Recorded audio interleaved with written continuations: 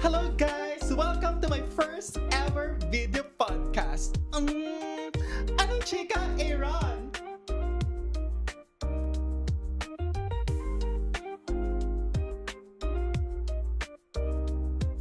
Please welcome my first ever guest here in our Anong Chika, Aaron. Please welcome my two loving mothers here in UK, Tita Lani and Tita Jaya. Yay! Palakpak naman kayo dyan.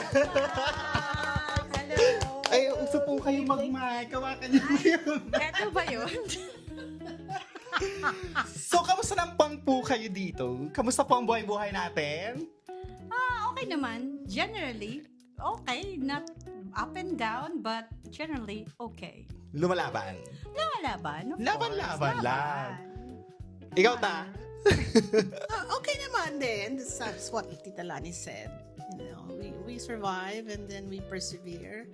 Yes. Then- Kailangan yan sa buhay. Perseverance is the key. Yes. So, by the way, ako po ay pinalaki ng sex bomb. Sila po ang pinalaki ng TVJ. Just lang! There's a truth to Truth, it. yes. Yun po ang totoo. So, simulan na natin ang tanungan. Let's talk about your life in the Philippines prior moving here in UK. Paano kayo nung bata kayo when you were young? Anyway,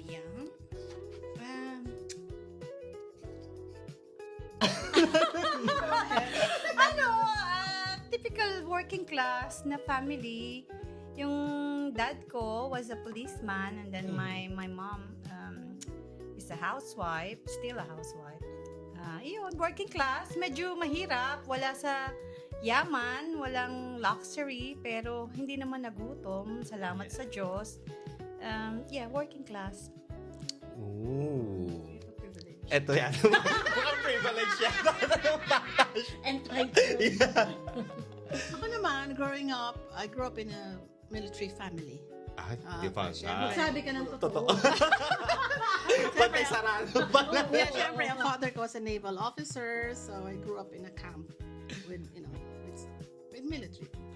Pero okay lang, I had a good life growing up from childhood till adult.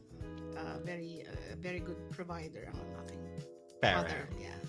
Oh. My mom was also a housewife, but she started working at the Red Cross, but she had to give up her job. Ganun lang talaga. Hindi naman kayo nagpalipat-lipat nasa isang place lang kayo nung nasa Pilipinas. Hindi naman kayo palipat-lipat ng places. Alam ko hindi. Ako talaga rooted dun sa Taga Laguna ka ta, di ba? Laguna. Yeah, Laguna. Yeah, taga Laguna po si Tita Lani. Kami, we stayed in Camp Aguinaldo, tapos nag-retired father ko, so lipat kami ng Parañaque, BF Homes. Ay, taga BF. Iba pala talaga. Iba naman pala talaga. Taga BF. Hindi naman contractor. No, At least military. military po yung tatay, hindi po taga TPWH ha. Paalala lang po. So, just a little trivia. These two beautiful ladies in front of me, parehas po silang Radtech. Graduate po sila nung panahon na pinanganak ako. Ganun po yung gap namin. 1993, di ba? Huwag naman ganyan. Oh, senior na senior. We are same Lasallians, by the way. So, pumunta tayo sa college life nyo. Ayoko nang tanongin yung mga buhay nyo ng bata. Diretso na tayo sa college life nyo. Kamusta ang pag-aaral ng Radtech at bakit Radtech pala yung pinili nyo? Ako? Actually, hindi ko nga alam kung ano yung Radtech. Well, meron akong auntie sa States, yun ang na-remember ko. Sabi niya, hindi man daw. Actually, hindi Radtech yun before. During my time, it was X-ray technician. Oh. Hindi man sa US. So, American Dream, yun yung una. And the rest is history. Hindi The mo rest naman is history. Practice, diba? My story naman, I was in pre-med sa University of East. Privilege talaga. Tapos, gusto kasi ng dad ko, medicine. Hindi ko gusto mag-doktor. Sabi niya, sige, choose another course. Ayoko naman mag-nursing, ayoko mag-PT. PT. So sabi ko, sige, let's go to LaSalle Aguinaldo pa noon Hindi pa siya De La Salle Health Oh, Sciences yeah. Institute. Lasal dash Aguinaldo. Kaya, parang EAC. Ngayon, iba na rin yung Aguinaldo pangalan ng school College. natin. Yes. De La Salle Medical So, something. nasa lubang building pa tayo Lubang nun eh. building. So, Hindi pa kayo dun sa Luma, yung main. main, yung Main, main. Doon Lasal ang main. Das. Oo, Doon pa. doon. So, punta ako doon. ano yung radiologic technology? Sabi ko pang gano'n, nag-inquire ako. Ano to? Parang radio? Sabi ko pa, wala pa ako. Walang idea. Hindi, kasi ang alam ko Diba? kasi is radiography. Yes. Siyempre, Manilenya, yun ang alam ko. Sabi ko, ano yung radiologic technology? Yun pala yun. Ay, nag-enroll ako. Nag-enjoy naman ako yun Wala namang pagsisisi wala. sa pagiging radtech. Ako naman, because di ba iba naman yung path ko dahil maagang Maging in a way. Diba? I graduated pero hindi naman talaga ako nakapag-practice. Practice. Ngayon, very close. Yes, very close to the work. Yeah. No regrets. I'll say no regrets. Yes, no regrets. No regrets. By the way, napangasawa rin ni Tita Lani, isang radtech din. Oo. Kasi madaming pathway, di ba? Ang radtech. Yes. Only na marirealize mo yun. Pag nandito ka na, ang daming pathway, hindi lang talaga siya X-ray at all, yeah. So, dahil nga naging radtech na tayo lahat, paano kayo napunta sa UK? Simulan na natin tong tanungan agad-agad. Paano kayo napunta sa UK at anong year kayo pumunta dito sa UK? I'll start first. So, we came in 2002, but a year before, nag-apply ako kasi nag-opening na siya. 2002. 2001 nag-opening na. Ah, Ako wow. yung pinakauna from LaSalle. Tapos, sabi ng company, nakalimutan ko na yung agency. Oo, sabi, pasensya na po, because faculty kayo. Parang hindi ako nakuha. So, it's not meant. So, nagtuturo na kami ni Gary at saka ni Ode. And then sabi ni Gary, Joy, meron palang agency. Sabi ko, di siya ako nag-apply 6 months ago. Good luck, try it. Eh, syempre, nag-usan si Tito Gary, di ba? Gary is my husband by Yeah, the way. Tito Gary. Syempre, charming si Tito Gary. Sabi niya, nag-apply yung friend ko dito, hindi niya tinanggap. Tapos ako, i-offer niya sa akin. Yun ang sinabi ni Gary. Kunin po namin, Sir Gary. Sino po i-pull out namin? So that's why, if it's not because of Tito Gary, I wouldn't be here. Oh. Kasi Our pinapulaan niya. lives are very entwined, actually. Kasi inaano ko yung bunso nila. Yeah, ganun po sila ka-close. Bata pa lang po sila. Basta si Isabel. Tapos si Isabel. Bata pa si Isabel. How about you, Tita Lani? Ako How? naman, obviously, dahil asawa ko na si Gary. Gary came first, tapos nag-follow kami ng mga kids. So, ganun. Tapos parang sila yung first in Yeah, West we Midlands. were the There's first six Filipino radiographers. radiographers. Sino yung 6? Aside sa inyong dalawa. Kashmir, Loretta, Name drop. Ode. Name dropping na to. Sunod-sunod po, tatry po namin sila ma-interview dito. And Oo, Simon. There's Nasa only London 6 si of Simon. them. Actually, na-interview pa sila sa radio. Yes, yeah. Nasa Where I work newspaper now, pa. di ba where I work now, Grabe. it used to be BBC. Doon kami na-interview. Ah. And we were in the newspapers then. Pasalamat po tayo sa kanila, kaya tayo nakarating po dito sa UK. At dahil po sa kanila yon. So paano nyo naman po na-bring yung family nyo dito sa UK? It was it's family status kasi ang UK. So we waited till we got our license, HPC pa yun noon. HPC So pa kami before. ni Gary ang pinaka-last na una yung iba. And then, syempre, konting ipon kasi syempre kailangan mo i-applyan, di ba? So, pamasahe, visa nila. So they fell under our work permit visa, which is ganun pa rin naman until today. Today. Yeah. Dependent So, visa. What year dumating? Ano year kayo dumating? Actually, 4 months, lang mabilis kayo. And 4 months kinuha na ako na ni Hindi guys. ka Ako ba? kasi si Molly. Kasama mo na si Jen Jen. and Gian, the 2 kids, followed after another 4 months. Oh, So, it's Ay, so nauna ka. hindi long time yung wait namin. Ako noon na 4 months pagkatapos nilang dumating. Kinuha Okay. na ako, syempre, nangulila. Di ba? Yeah. Ako As a naman- mom. As a mom of 2 beautiful sons. Ako naman, I had to process a year after. A year after. Si Molly. Kasi Yeah. single parent ako eh. Na-enjoy naman ng mga bata na pagdating nila dito or na homesick kasi syempre different environment, different places, tapos English-speaking country. Mga bata pa kasi sila nun, maliliit pa sila nun eh. So hindi mo, ako for me, mas nagkaroon ng separation anxiety si Molly. Kasi iniwan ko siya ng 1 year. Tapos nung kinuha ko siya from here, nakita na siya, syempre kaka-housemate ko noon, mga isang family ng nurse din. So, mauna akong pumasok ng work, si Molly sasabay dun sa anak ng ka-housemate namin. So, nakita niya, iiyak siya. Parang nandun pa rin yung separation anxiety. Kasi syempre, di ba kami lang mag-ina. How's the adjustment? Ako naman may luxury kasi ako na hindi ako nag-work para ma-adjust yung mga break into their normality na gently. So may luxury ako na hindi ako nagtrabaho. Si Tito Gary yung Talagang breadwinner. nag-breadwin. Hindi tulad ni Tita Joya na siya yung talagang single mom. Single mom, yeah. So, na-prepare ko sila, I'll say, na mag-adjust sa life. It wasn't easy. Hindi madali. Kasi, imagine from the Philippines, Yes. tapos culture shock. Yeah, yun different nga. weather. Barrier. Barrier, yeah. You know, madami. So there's a lot of adjustment going here. Oo. It's true. Oo. Paano naman na nag-decide na magstay na kayo ng UK? Or there's a chance na pumasok na sa isip nyo na, gusto ko na umuwi ng Pilipinas? Ako, nung pagdating ko, parang, syempre, shock ka, di ba? Parang, bakit walang kapitbahay? Di ba? Oh. Sanay ka sa probinsya na paggising mo ng 5 a.m., may nagwawalis dyan, may nagsisiga. Tsaka yung may manok. Manok. May tricycle. May nagtataho. Yes, there's a lot of people. Tapos pag-move ko dito, parang December, parang winter. Tapos ang dilim-dilim. Tapos tumingin ako sa labas. Walang tao. Bakit walang kapitbahay? Yeah. Alam mo yun? Yung mga ganun. So parang kala ko hindi ako maglalas ng 5 years. Sabi ko, magbayad ng utang, mag-ipon ng konti.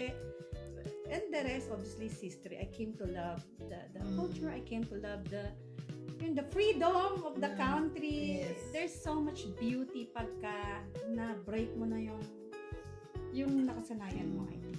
Na-experience nyo rin ba yung natawag na winter blues? Oh, yes. Kasi ako nakaka-experience ako niyan ngayon. Yes. Right now. Yeah, yung feeling ko, bigla na lang akong tatahimik tapos nagkukulong ako sa madilim na lugar. Like, yung curtain kasi namin sa bahay, Oh, yes. black siya. So, kahit gustong-gusto ko nang bumaba para kumain, hindi ako bumababa.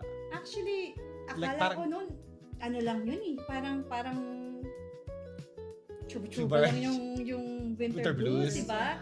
Pero nung ako na-experience ko, sabi ko, totoo pala yun. Talagang, dahil, di ba, madilim. Madilim, yeah. Wala makitang Tao, wala kang 4 p.m. pa lang, makausap. wala na. I think after Time. time, Getting used to the you'll weather. get used to it na. Yung winter, take it as solitude na nandito ka, hot chocolate, Netflix, you know. And then summer. Ay, wala pa kayong Netflix noon. Okay. Paano kayo- Panood ng kung ano-ano. Go to the Whatever. movies. I read a lot of books. Yeah. So, kasi pag winter, wala ka naman All lalabas. of that. So, you have to really entertain yourself para wag kang mabuwang, di ba? Kasi kami naman ni Tito Gary, talagang boost time Work. sa work. Talaga. We do Work. the night shift, 24-hour shifts pa ng time namin. Tapos, so basic kami. Tapos, ganun talaga. You have to be able to fight depression. Yeah, so Just due to true. weather. Mag-look forward ka na lang kasi ilang months lang naman, di ba? Mm. Let's say November, December, January, February, March. After 5 months. ayan na yung Summer. Spring. Yeah. No, Yan ang spring is Spring beautiful first. na. Spring, yes, It's always true. something to look forward to. Yun na lang yung Oh, ayan ha. Ayan na lang din para rin sa akin din. So, growing up nung kids, mga kids, paano, mahirap ba palakihin ng mga anak dito sa UK? Or do you think is it same like how we grow up in the Philippines? Sa akin kasi Molly had to really learn to be independent. So, Yeah. the age of 10 talagang tinuruan ko siya ng, you know, To be on ng her choice. own. Oo, ng choice. At the age of 10, binigyan ko siya ng cellphone para lang emergency. Not to use kasi wala pa namang mga Android nun eh. So, plain call and text lang just in case. Yeah, mga Kasi snake. naiiwan ko siya sa mga, sa ano, Childcare? childcare. Oo. So, syempre, kailangan, before I met Paul, syempre. Yeah, Paul is her loving Yeah. husband. Yeah. The husband. Happy. Si Pucci. Yeah, the husband. How about you, Tita Lani? Paano ba? Mahirap ba? Especially sa'yo, dalawa. Oo. Actually, parang kailangan mo talagang mag-change ng perspective point of view kasi hindi mo ma-expect na sila pa rin yung sa Pilipinas na lahat gagawin nila according to our values. Alam mo yun, mahirap instill yung values na yun kung naging dinala mo sila sa western countries na ang kasama nila lagi 24/7 is yung mga classmates nila, Yes. di ba? So may mga adjustment kang gagawin para ma-instill yung values nila. It's a challenge, but it's okay. It's okay naman. It's okay. They're all They doing grew well, up, di ba? ano naman, obviously Yeah. adult naman yung dalawang boys. So they grew up like, ano naman, well-rounded and well-mannered people. So, So, okay, mapapasa tayo sa mga bata. Kayo naman, Sa tingin nyo, paano nyo ma-differentiate yung buhay nyo dati sa Pilipinas ngayon sa UK? Is it much better? Is it For you me, miss kasi, Philippines at all? I do miss Philippines. But syempre, I lost my parents na. So, okay naman. I think Walang iiyak, mother! Baka mother! nagtatanong na lang eh. Napalunok eh. Ano naman, ako naman, compare yung life Yeah. sa Philippines before. Siyempre, mahal mo ang Philippines. Yun lahat. You love the people, you love the language, may patriotism ka, di ba? Yeah. You love everything about, pero let's be honest, kung naandun ako, will I be able to support my Family. mom and my family? Alam mo Yeah. yun? So, andun yun sa table na the life is a lot better. You're far away from your family. It's hard, pero you have to think about na susupport ko ba sila kung nandun ako, di ba? Obviously, And take note na dala mo si nanay dito. ako naman several times. Several saka yung times. father. Yeah. So, ganun I nga. will say a lot better, Better. dahil Yeah, it's a lot better. nagkaroon ko ng opportunities na Naging- gawin yung mga Nagkaroon ng meron ka. Oh, no, yes. know. na Wala yung mga na. bagay na mahirap. Ay, achieve natin sa Achieve, Pilipinas. oh. I'm not sure right now kung ganun pa rin. Ganun ba din? Ayun, Diba? even sa career mo. Oo. You wouldn't be where you are now. Yeah. Sa Pilipinas ako. Pero I love my job before sa Lasal. Sa teaching, yeah. Teacher po sila before bago sila naging radiographer dito sa UK. Mga achievements mo. True. So, eto na. Ang ating last question. Oh. O, di ba? Ang bilis lang ng podcast natin na to. Pero ang dami natin natutunan. Hindi, meron ba? Marami naman. Ano yung magiging advice nyo, especially sa akin, 3 years pa lang ako dito sa UK, na paano ko gugustuhin pang magstay longer sa UK? Paano ko lalabanan pa na lumaban pa dito sa UK? Yung advice nyo sa aming mga fresh arrival sa UK. Arrival.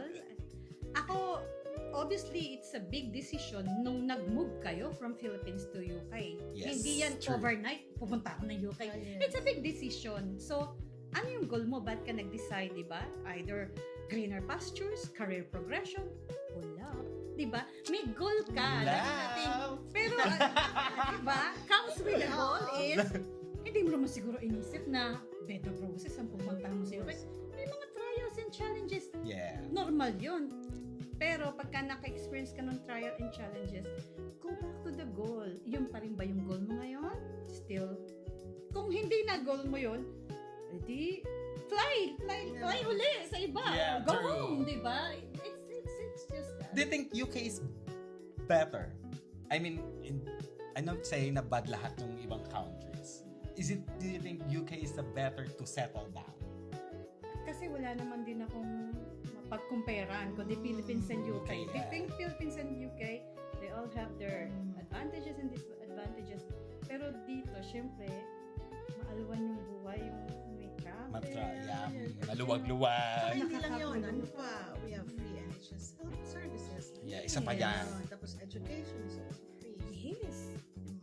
I think we're all lucky tayo mga Filipino Yeah, I think radiographers. so. We're really lucky to be in the UK. Yeah. Really, really lucky. So we Maybe should expensive. Yes. Kasi, tayo, di ba? Pag nagkasakit ng bata sa Pilipinas, kano kailangan mo? Dito, dadalhin mo lang sa doktor. Or, na-diagnose ka na with something really. Yeah. To be honest, free po talaga ang healthcare Free dito. healthcare, free May education. Education, Yeah. yeah. Even in university level, the opportunities nila. Yeah, Really so there's good, a really good. yeah, true. So we need to be strong.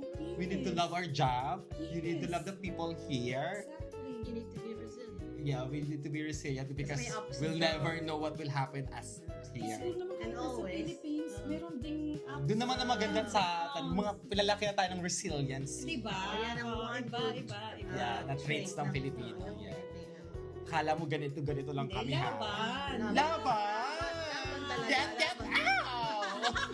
Sasakit pero tatayo. Tatayo. Of course. And, don't forget, faith. Faith in God. God. Yes, so true. Yeah, Kailangan always pray. pray kasi siya lang Wag talaga. susuko, wag bibigay. Andyan lang si Lord. Alright guys, thank you for our loving guests. Thank you for my loving guests, Tita Lani, Tita Joya. Clap ourselves. Yeah. It's a good interview today. It's a good video podcast. Wala tong ano ha, wala tong Script to ha, dito script eh. Grabe. Diretso lang to. May napulot ba sila? Feeling naman. Feeling ko naman meron. So guys, thank you for watching. Anong chika, Aaron? Bye!